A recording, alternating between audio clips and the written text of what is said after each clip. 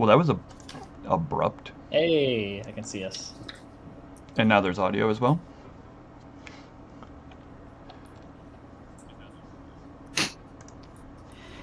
Well, hello everybody. Welcome back to Hacked in the Dark. We are a network of Forged in the Dark players and designers. Today we're playing a grouping of playbooks designed by the community that was collected together into a jam on itch.io called The Unusual Suspects.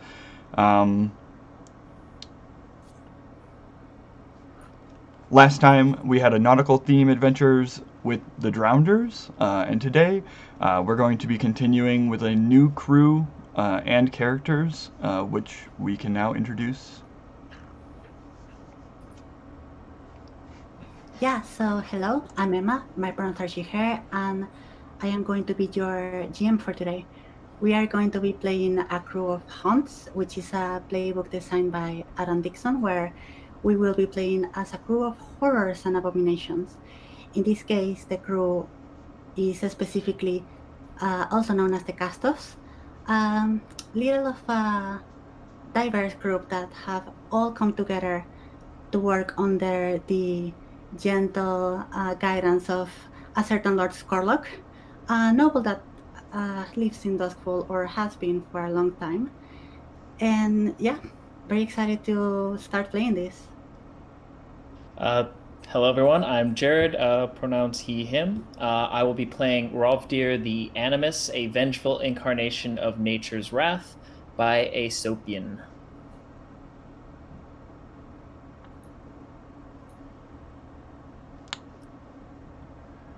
Francis. Hi, I'm Francis. I will be playing Bittergreen Ambrose, a Psychonaut from a playbook that I submitted myself to the jam. It's a voyager through the inner space of other people's minds. Cool. Hi, my name's Craig. I'll be playing Higgle the Amalgam, an ungodly creation made by the hands of a physiker dabbling in the occult. Nice. And I am Travis. I'm going to be playing a Barghest by the name of Cinder, designed by Briar Sovereign.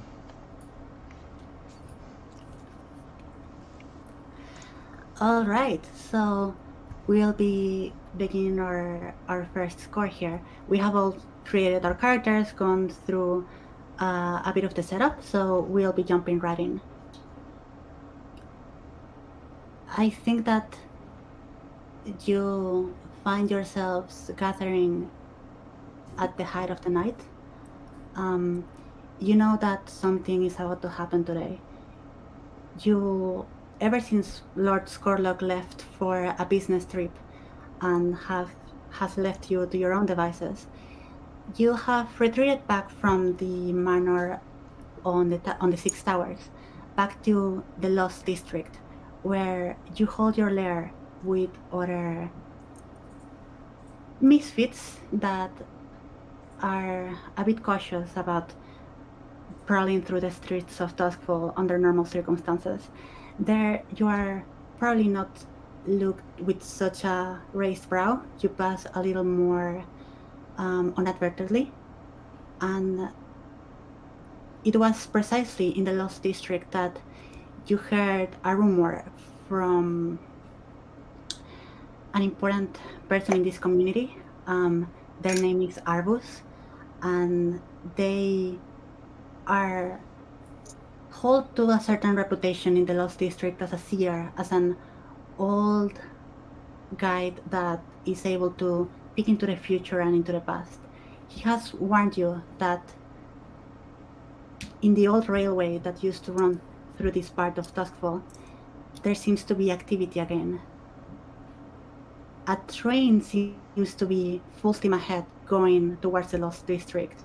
Arbus fears that it might even crash into this part of the neighborhood. So he hasn't really offered you to pay. So it's up to you whether you decide to follow their advice or not. But either way, you will be trying to stop this train and in whatever way you find the most efficient. So considering that we are going to be jumping into this train, I first wanted to make a first round of short vignettes to sort of introduce your character. It can be on the way there, it can be already there, whatever you feel is the best way to introduce who you're playing. So going by sheet order, I think we can start by Jared, by the Animus. Yes. So Rovdyr is, if you didn't know any better, he could easily pass on the normal streets. Is kind of just kind of a destitute person. I mean, very, very rail thin, very, very scrawny, kind of gaunt in appearance, very scraggly, kind of greasy hair, kind of a little bit of a grit into him, really wide, kind of wild eyes. But at least out in the Lost District, he kind of adopts a little bit more of a predatory type gait, a little bit more kind of confident, a little all that. He's not hiding who exactly he is. And I would say, kind of the scene maybe opens in these kind of ghost haunted, abandoned buildings outside the lightning barrier. And he's doing his part of kind of going through here and there, kind of tending to mushrooms and kind of making sure everything's growing the way it should be and kind of taking care of the plants. He's kind of the crazy plant lady of the Lost District, I guess. So that'll be Rovdyr's kind of intro, that mix of kind of taking care of things, but also a clearly predatory and dangerous individual. Trying to keep as little green as you can in this area. Exactly. That's great. What about Cinder, the Barghest? Sure. So I've got Cinder, and as a Barghest, I am a full-time dog. A bit unique when playing a role-playing game to not be a person, although I'm sure there are plenty that do that. But definitely in Blades, it's a bit different. So I am a dog, a bit like a greyhound, I imagine. A very sleek, like lean dog, and Jared's character, Rovdyr, and I probably share a lot aesthetically similar. Both of us are like very lean and like maybe a little unassuming, but dangerous looking if we need to be. And I think probably the most worrisome thing about Cinder, as he wanders around, is probably that every once in a while, when the dog gets like agitated, or like a normal dog would kind of growl at somebody, you can kind of see like embers just under the like short matted fur, as Cinder kind of growls. And I imagine I probably stay around the people on the crew, if only for convenience. Rovdyr? Deer. Like roving deer. Okay, Rovdyr. Definitely like tends to a lot of like plants and stuff. Probably makes it easier for Cinder to find small things to prey on, get their own food, that kind of thing. Awesome. So next we have Craig with Tethera. Yeah. Tethera is an amalgam composed of a number of people stitched together, very much like the classic movie monster. He's tall, physically imposing, probably the most monstrous looking of the crew, I believe. I believe he would be carefully maintaining the little stronghold they set up together. Maybe accidentally taking off a fingernail while he's hammering something in, and patiently pulls out a book, writes down a few notes about how he feels about that, what that experience is like, and then just tucks it away. And expects a job. Looks good. He's ready to go to work. And that's the spirit. And finally, Francis with Bittergreen. I think we first see Bittergreen alone in our sort of dilapidated, luxurious base, playing the piano.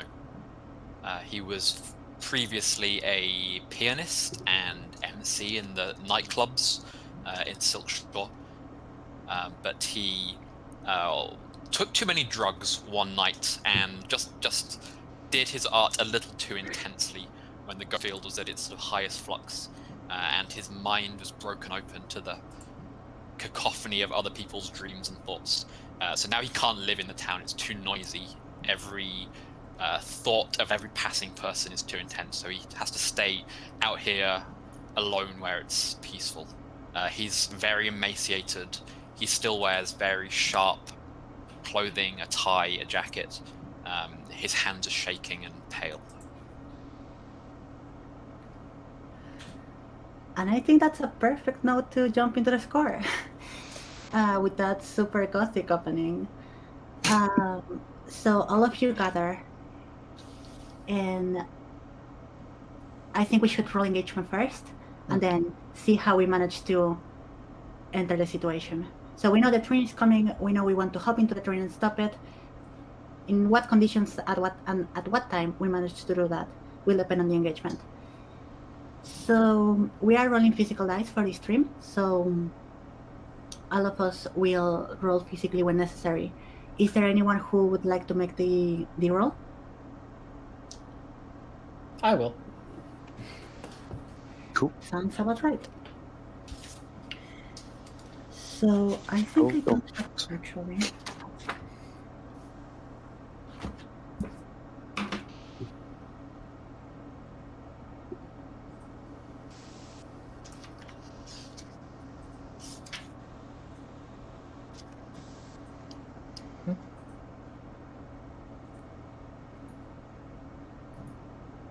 And we agreed on the assault kind of.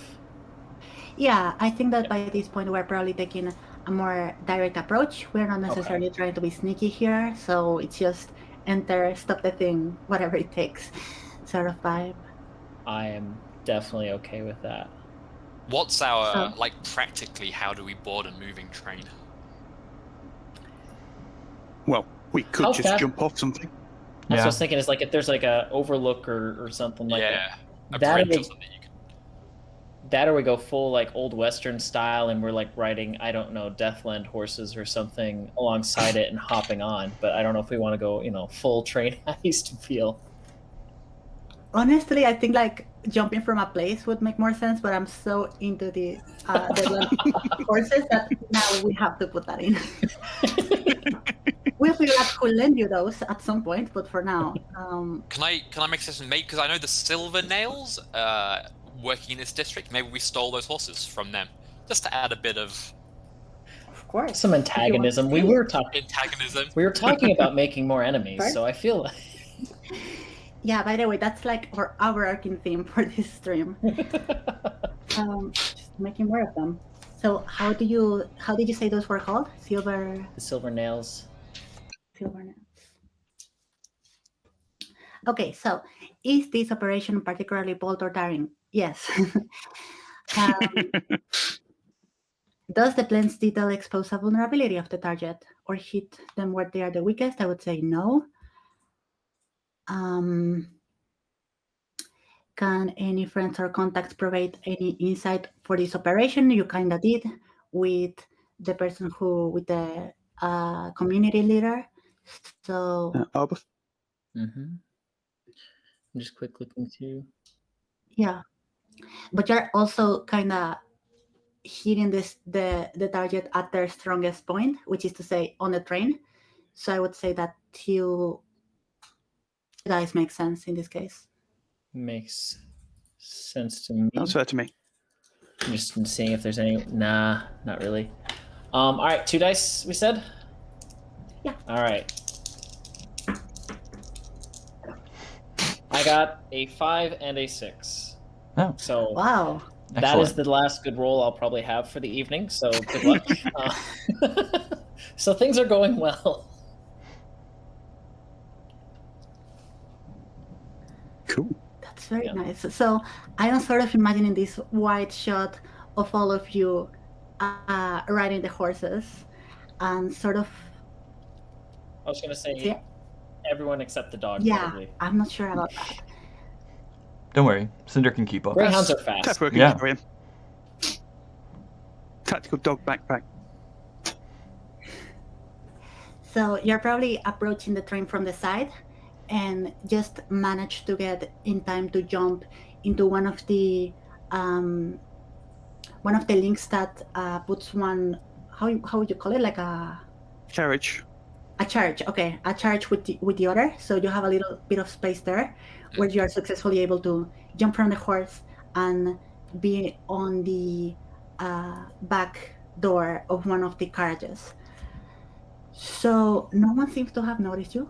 You managed to peek through the train and actually see lights on, which is a bit jarring considering that you're in this deserted wasteland where nothing grows or breathes. But there you go, you are successfully there.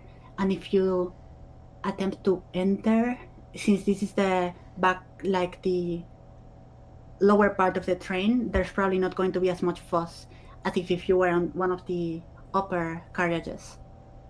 So what do you want to do? Does this train look new, like one of the sort of intercity trains, or does it look old or strange in any way?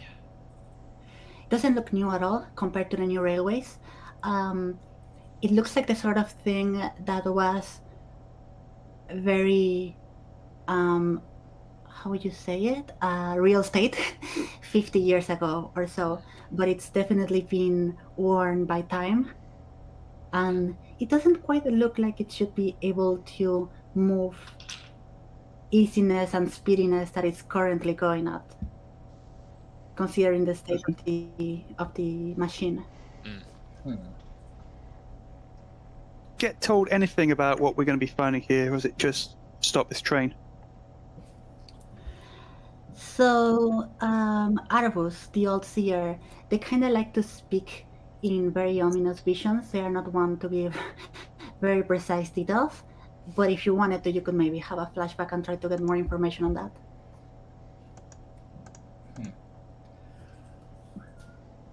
Okay. So just to kind of clarify, I guess we're towards like the end of the train. We're not towards like the engine or something like that. Yeah. So then I would think at least for Rovdyr, his big thing would be like, okay, I need to get to the front of the train and break it. Like just very, very direct mindset. There's a solution, there's a path, and I think he'll heave, whatever kind of animal tooth studded club or whatever he's kind of, his primitive weapon he's dragging around. And he'll start making his way up the train, ready to crack some skulls as he goes. So for what load are we all carrying with us? Oh yeah. Yeah, you should decide on that actually. I'm gonna go with normal. Normal. I've got light. I think I can light on the basis that I might have to jump off trains and things, so just to stay agile. I don't think I would have want to be weighed down. Actually, I'm going to say heavy, if that's all right, because I don't see this being anything social. I'm not going to be blending in with the citizenry. Plus, Tethera's a big guy. He likes his tools. Like So yeah, I believe heavy. has all the extra toys.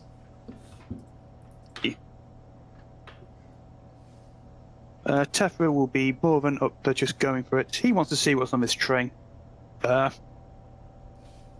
we doing this? You want me to go first, or I'm bringing up the rear? I have returned. Hello. There's two of you on my screen. Oh, yeah. Yeah, it's very weird.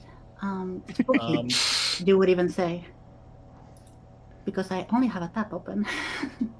I don't know what that's about. Let me close it again and try to enter. Or maybe we can kick the non-responsive Oh, yeah, version that's a of good you. idea. I'm not sure if that's possible. Oh, there it goes. There we go. Yeah, my doppelganger has been banished. Okay. We're all good.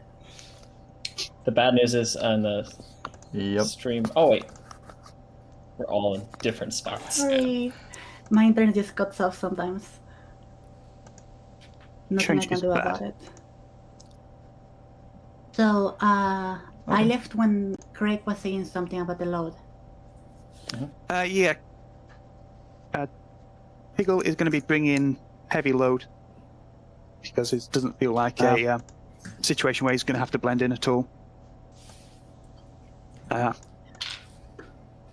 Yep. And a he's health off, approach.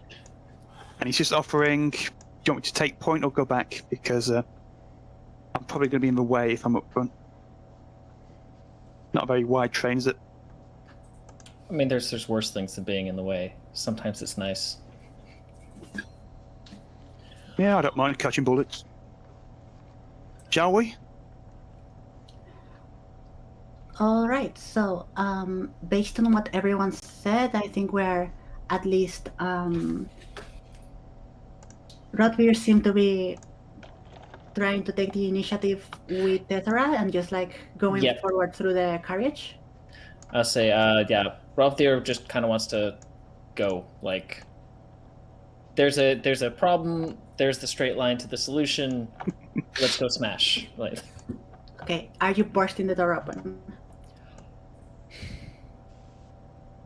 yeah, you know what? I think doors kicking open with the intent of, if there's anyone back there, immediate violence, essentially. Love that. So you burst the door open, and you see that this sort of very wealthy dinner seems to be happening inside the train. There's all of these lights on, and very nicely dressed people having their steaks under the light of the moonlight. It's all seems that you bursted the wrong door and you're in a different train. But as people start to scream and sort of like try to get away, right? You are looking very scary with this. You said you were carrying a club, right? Yeah, basically a club with basically kind of like, I would imagine, like animal teeth kind of tied in and stuck into the end. It's a nasty looking piece of business. Awesome. But as that starts, as you start walking towards them and they start to try to run away and scream and be very disturbed, you also see their silhouettes sort of starting to melt away and the lights starting to go out. And little by little, it all starts to die down until the screams no longer sound like human screams, and it's more of like a resonating thing that it's not really alive. So the next thing you notice Cool. is the whole place growing very cold and empty. Suddenly, a lot of the windows are broken, and some corpses are laying on the ground. Cool.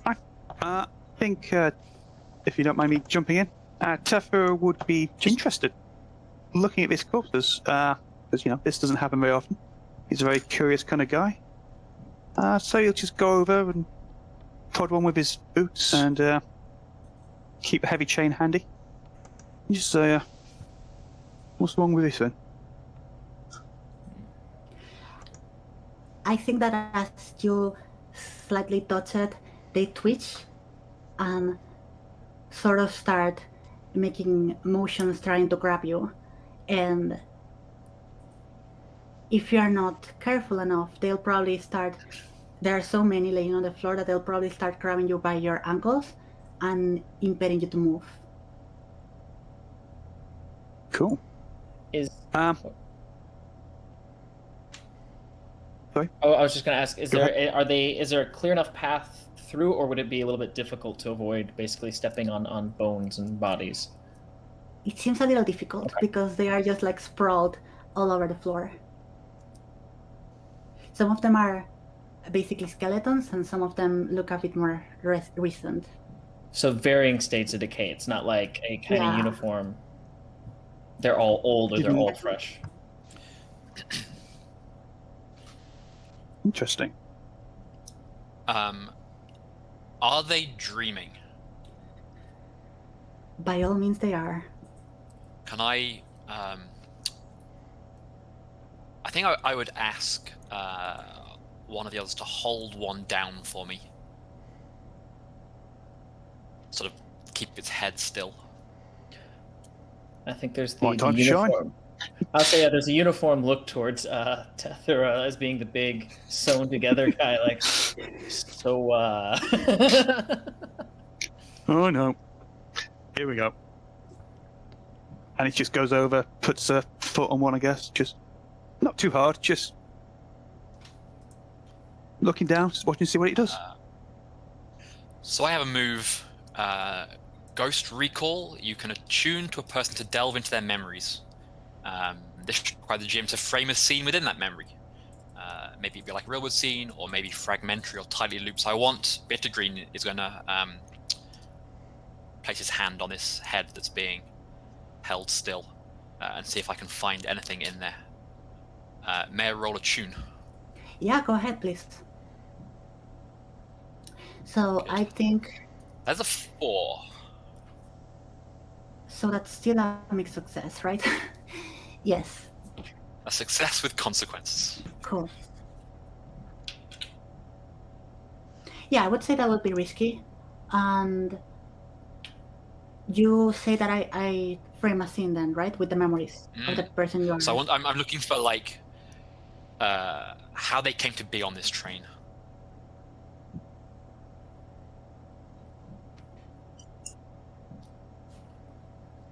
So I think you're going to see interlooping sort of like little shots, right? Of like you see something, they then blink, and then you see another thing, and then there's like a little stop again, and then another scene.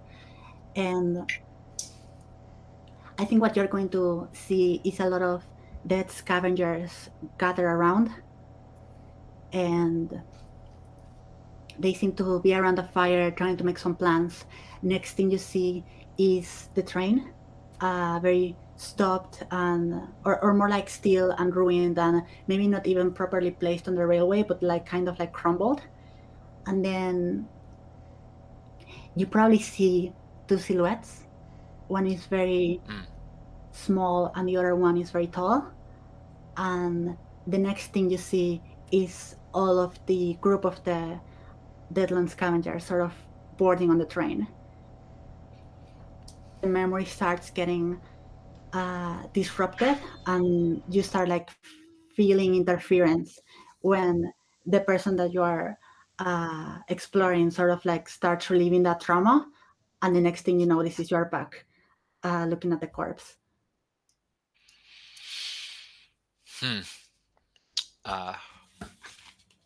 Bittergreen kind of reels back. These are scavengers. These are Deathland scavengers. There's something brought them here. They boarded the train like we did. I think. They're awfully well dressed for Deathland scavengers. Interesting. I mean, Bittergreen's wearing like a suit and tie. It's like, well, I guess like. I mean, priorities, you know. Yeah, exactly. I mean, just because we live in the Deathlands doesn't mean we can't look after ourselves. So this is like a dining car, right? Or is it? Yeah. Okay. I think Cinder is probably like leapt up onto like chairs or on table, and is kind of like trying to make way to the other side of the train car, just like avoiding the bodies a bit. Yeah. We still do have to deal with the first consequence. So I think what's going to happen is that as you are trying to explain the situation, the corpses keep crawling around so slowly and silently that you are barely noticing them. And then one of them unnaturally stretches their arm double the size of what they should be and grabs Tethera by the shoulders and pushes him down onto the floor with all of the other corpses laying around, trying to grab him. Wow. And Okay. I'll say, unless someone else has something, I think the moment there's a kind of violence starting, I think there's the explosion of violence or whatever, essentially. And unless Tethera wants to, I think Rovdyr will kind of jump in to kind of try and smash its head in. Yeah, want to team up? I think we'll both be trying to get these deados off us. Yep. I can take lead on it because I'm being grabbed. Or you can Yeah, assist. for sure. Rovdyr, do you want to make it a group roll, or do you want me just to spend a stress and give you an extra die? I think we can do this as a group. Sounds good to me. What kind of roll are we doing? I can think see- skirmish. It might be better than if I Very just much. spend the stress to help you out then, because skirmish I have no dots in. Okay. If you're happy with I that, think- I'm happy with that. Yeah, sounds fine to me. Awesome. So I'll Let mark me the just stress. take steps. Let's go ahead and grab an extra die. Cool, 1 second. More. Highest was a 4. So, Cool. So how does this look like when you try to get these off your shoulders? I think he's caught off balance because he had his foot on the one. So he goes down like a sack of bricks. Immediately set upon just grabbing, trying to pull them off just so he can get some space. With Rovdyr helping, he's able to at least get some swinging room on this cramped, nasty little brawl. But then something happens, I guess. Yeah. I think that you two managed to get them off you in your immediate range, right? Like they are not no longer trying to climb to you directly. But what you notice is that they all start sort of whispering, and it starts to make like a sort of almost a chant, different dissonant voices, and you then see these sort of, it's not necessarily electricity, but little sparks running through them that kind of make them start moving in unnatural ways and even acting like if they were almost the same entity. And I think that they start sort of like moving across the floor and just seem to be very unnaturally animated again in a very bizarre manner. So I think, Travis, you said you were trying to make way through the wagon, right? Yeah, like overhead of them. Yeah. So if you want to go ahead with that, I think it would be a good idea to try to get out of here. Sure. Would you like me to roll something, or? Yeah. It could maybe be a group action or something to get everyone to safely go through. Whatever you think is the best course. Sure. If we want to try, maybe it sounds kind of prowly, but maybe if Cinder starts jumping on tables, you guys might take the hint or follow after instead of staying on the floor with the corpses or whatever. So if you'd like, I can lead an action. That certainly can happen. Sounds good. Yeah, I'm imagining the bark from Cinder, and then Rovdyr doing the right. We need to get out of here. This ain't our problem, Like doing the I don't know, understanding the dog troop or whatever. Yeah. You have to trope. think like a dog and move like a dog. Move like a dog. Move like a dog. So if we're doing a group action, then everybody wants to roll prowl, and I guess I'll take stress for everybody who fails. Okay. That's all right. Sounds good to me. And then we just take the highest result I'll for... do this thing. I'm going to spend 2 stress in the first place to get 1 die, because I don't even have one. Ooh. That's a good point. I will do the same, actually. 2 stress for 1 die. Don't have 1 dice. I'll mark those in a minute. I have only 1 die, and I think that's okay. I rolled a 1. I rolled a 3. I rolled a 5. Nice. I rolled a 2. So I will take 3 stress, because we're all very bad at this. But we'll succeed still, because of Rovdyr. The dog saves the day. So you're at 5, 6 stress, or... Yeah, that's a total of 5 for me. Awesome. Oh. Strong start. Well, hey, Taking go a point big or for go the team. home. The only way's up. So I think that you try to follow Cinder through these tables, but obviously you are not nearly as light or agile as him. And so probably Cinder is the one who manages to, along with Rovdyr, to cross between the tables, avoid the corpses with the most ease, but they are just moving so fast and so naturally that it's hard to predict where they are going to strike, right? So you don't manage to make it to the other side of the wagon and once again, like, shut the door closed and be in another one of these little spaces where you are out in the open again, and there's another wagon in front of you. And I'm going to go ahead and start a clock. Oh no. Oh yes. So we are starting a 6-segment clock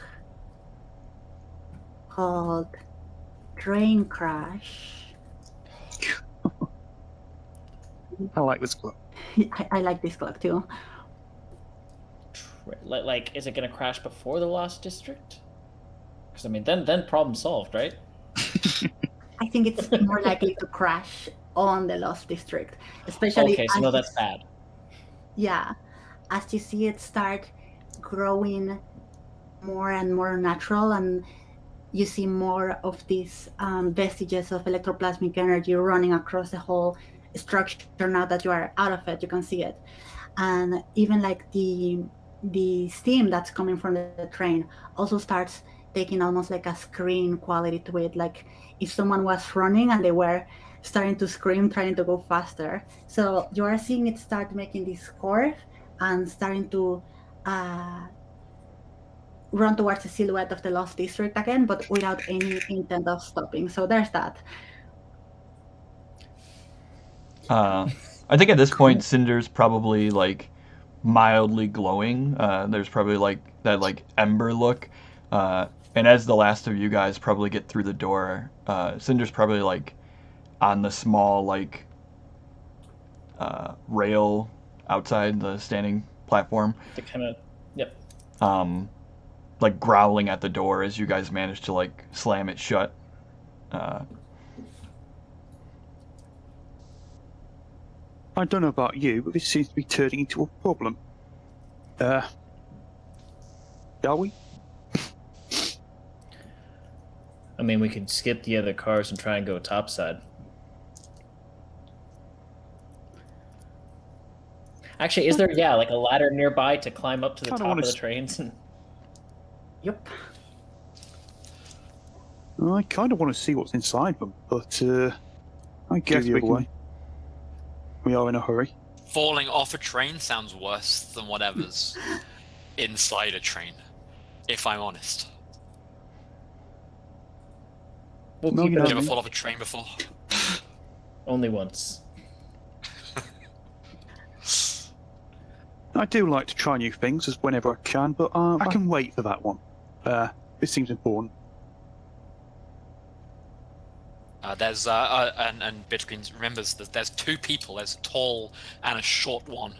Are they in charge here? Are they the drivers? Are they the people who've that we need to watch out for them? Do you think if we take them out, the rest of this will solve itself?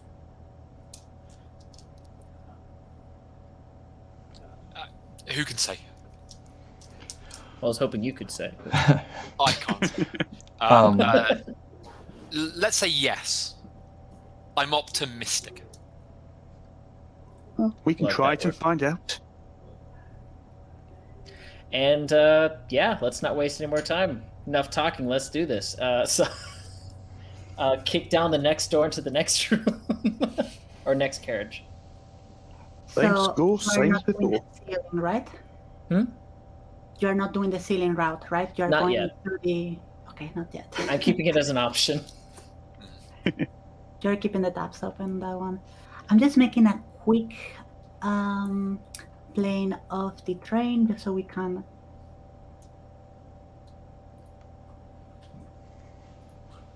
This is up. Here, yep. Yeah. Here you go. So this obviously has a lot of wagons, probably like a standard 8 to 12. You did manage to get on the lower side, and let's say that if the top is here, then you probably have around 2 more wagons. And I'm doing this on the board, by the way. See. Also, it's something like this. You can see that the top of the train is relatively nearby, but there's still a little bit of distance between you and it. So let's see. Enter the same way you did before in that case, right? Just going straight on. I think even maybe a little bit quicker now, like oh yeah, we have a time limit type situation. I think we see the lights at the Lost District, the eerie kind of maybe ghost wall or something in the distance. Like, oh yeah, we should hurry. Huh? Guess we're going in exactly the same as before. Just door in, chain out. Looking for trouble. Love that. So you enter the next wagon, and you see that it's continuing the trend of the other one. Like it seems like the closer that you get to the engine, the more charged the ambient seems to be with this sort of energy. And to be, there's not as many corpses laying around, but the things are sort of floating a little bit, and you can see that the inside of it seems to be very unstable, and probably a figure starts approaching you head on. Rovdyr will kind of look towards Bittergreen, and is that this taller, small guy? Yeah. Do I recognize them from the memory? Yeah, I think you probably recognize it as the small figure, actually. That's one of our guys. Hello.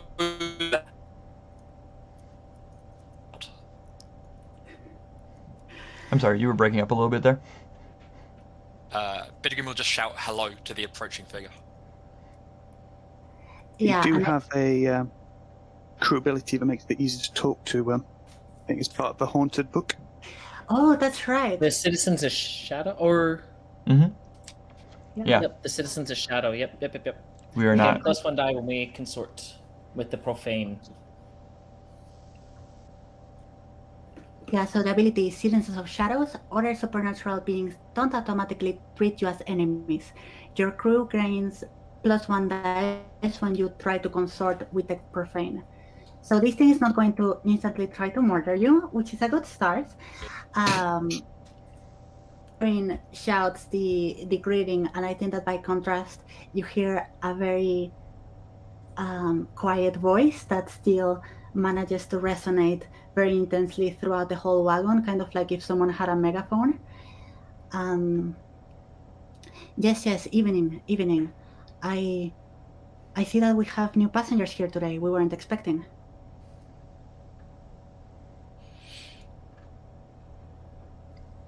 Gentlemen. Sorry, what? Yeah, sorry, I think the Amalgam, whose name I've forgotten, as we'll just look at the more people and just, well, fellas. Yeah, I think there's that pause of like, wait, which one of us is the one that talks and is nice to people? I think Cinder's probably already growling at this person. Yeah, unless someone else speaks up, I think Rovdyr will point the kind of tooth club at the figure and stop the train. Why for? It's taking us right back home.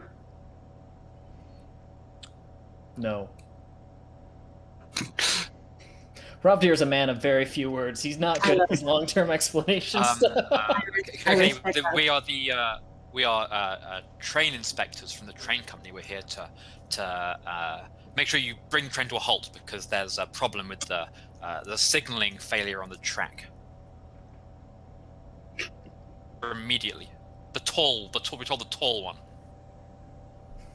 That's so good. I think that now that this person has come closer to you, you can sort of see better his features. He looks like a kid. Not like a small kid, more like a teenager, maybe 15, 16. But still with very kid-like features. And as you say that, he kind of starts to tilt his head, genuinely confused. And you will see that shadows below him start going around in a very erratic manner as if reflecting the state of confusion. So if you want to go for it, you can try to roll for that. What could we do there? This sounds like sway or consort. Probably more sway because it's a lie. Because you're lying. Yeah, sway. Can I use as a inventory item? Oh, that's good. Which I can like show as being associated badges or papers or something. Would that to try and look more convincing. Yeah, that would give you more effect, right? Hopefully, if you agree. Yeah. That this kid would buy that. Probably. We'll see. So, I think that on normal circumstances, that would be like a desperate roll. Do you want an extra die? I can definitely throw an extra stress for. Yeah, I think the documents are taking you up to standard effect, but you're still a bit on desperate. Yep. Okay. Yeah, if you're happy to give me a dice, that'd be great. Yeah. I think Rovdyr he has the attune stuff, so maybe he can kind of either the background is kind of he used to be a spark, right? So he can throw in some techno mumbo jumbo that sounds like we're train inspectors. And as few words as he can get out at once, and so that'll be the stress to give you extra dice. Okay, let's do this. That's a 5. All right. So,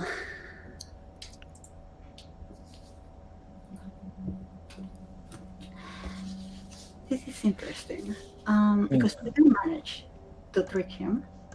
But there's still like bad consequences, right? Yeah.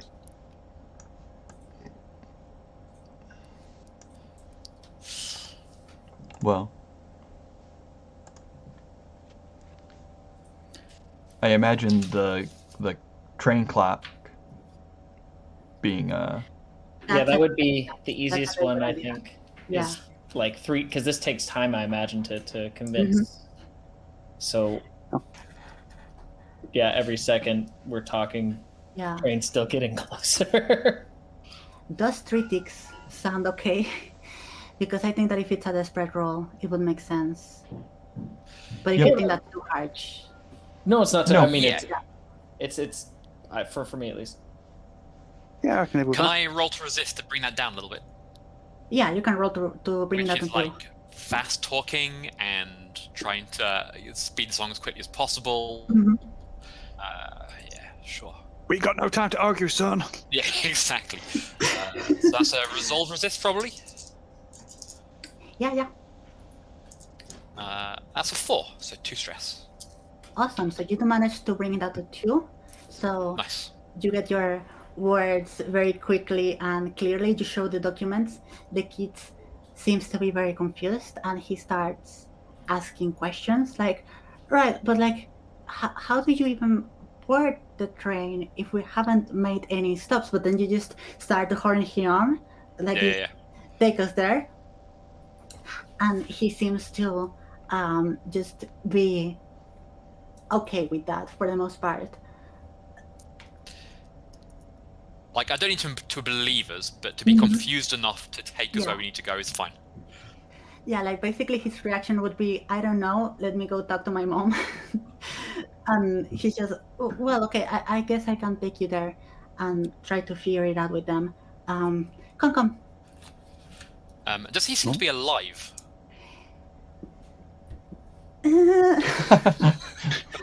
Would I be able to roll something to see if I could detect that? Would I be able to roll like a tune maybe to see if I can Yeah, of course. get vibes off this child? Vibe check. Yeah, I've That's got what the chain is for.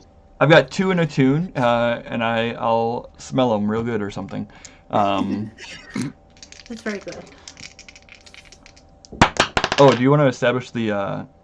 I'm sorry, like risky, desperate, or I don't know if it's controlled. I mean, it's fairly controlled, I would say, because he's not really paying attention to you. Okay. So, yeah, it's fine. Okay. I got a 4 on 2 dice. So I think that you smell him real good, and you pick up that definitely something is not right with it. And as you start, kind of, that's very interesting. So if you're a dog, it's probably more likely that you perceive the ghost feel with your smell rather than with your sight. Would that make sense? Sure, it's definitely possible. It's very good. So instead of seeing this super trippy black outline with like the little electroplasm like bright spots, it's more of a discerning sense between what's common in the mundane world and what's common with ghosts, which definitely have a scent of their own. And when you start smelling this kid, you notice that there are too many scents that kind of make a bit of an amalgamation there. But as you try to start to discern those and like pick them apart and figure out which one of those is, you definitely feel something stopping you. Like if someone had just pushed you away in a very aggressive manner, probably likely to the one you have, right? Like that sort of like aggressive growling, you feel it back to you. Mm-hmm. Astral rolled up newspaper. Yeah, I feel like Cinder kind of has that kind of like that moment, like the pull away or whatever, like trying to smell something and then like maybe it smells bad or this force kind of like pushes back. Yeah. So I think that you don't necessarily face any consequences yet, but you definitely like see the kid turn back and his stare grow very green for a second, kind of like if he had just disappeared and something very different just pierces through you and looks at you very intensely, kind of like in this very unnatural horror tilting manner. I say nothing. Yeah. What, we're ready. We're ghosts. No, Awesome. So I think we'll start making it towards the front wagon where the engine is supposed to be.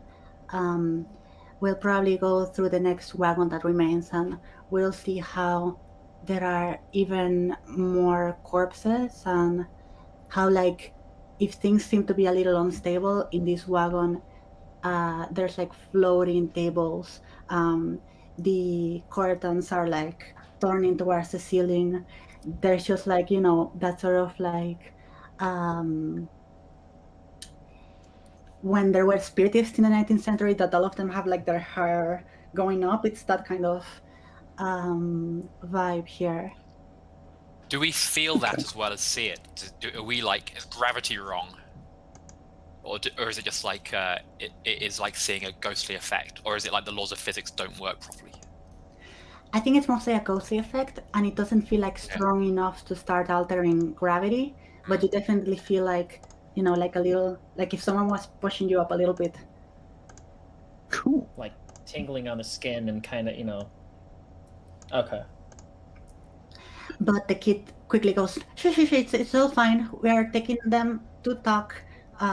Just like chill for a little second, and they just rushing you towards it as like a table tries to flee in your direction and all sorts of stuff. But like the kid is sorting it out. Oh, that's good. While we're going along, I think Higgle is just gonna sidle in a bit closer to the boy goes and say, "So where did all these significant look around passengers come from?" Oh, well, they wanted a ride, so since we were coming here, we offered them to come and also make it back towards home, but yeah, we're doing them a favor, actually. Yeah, very kind of you.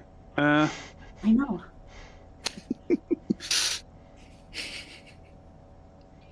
Just step back a little bit. What do you make of this?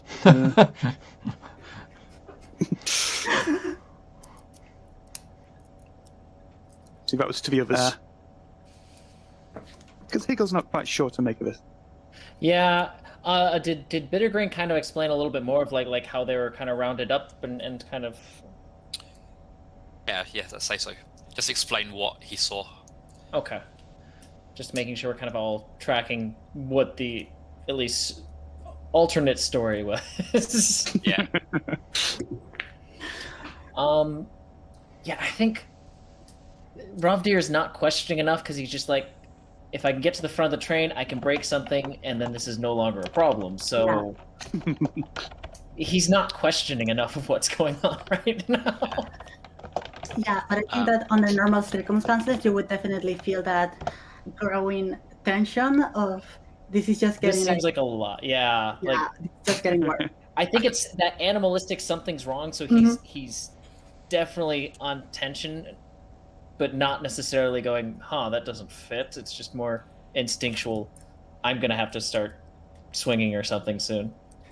Yeah, it's really interesting. Whatever, let's go. I think Bittergreen is there isn't such a difference between the living and the dead as some people think. We all share this consciousness that binds and unites the living and the dead, so perhaps these people are being helped. Perhaps they do want to come home to Duskwall. Cool. It's not a particularly pressing question for Tethera. He's just, this is interesting. This is new. So what's going on? Which means we shouldn't blow this train up, because then we would prevent their homecoming. There's more than one way to shred a cat. Or whatever the Dustfall equivalent is. I think it's dog cats. They can walk. We've got dogs. True. Superior version. So I think we make it towards the front wagon, where you can really hear the engine very loudly.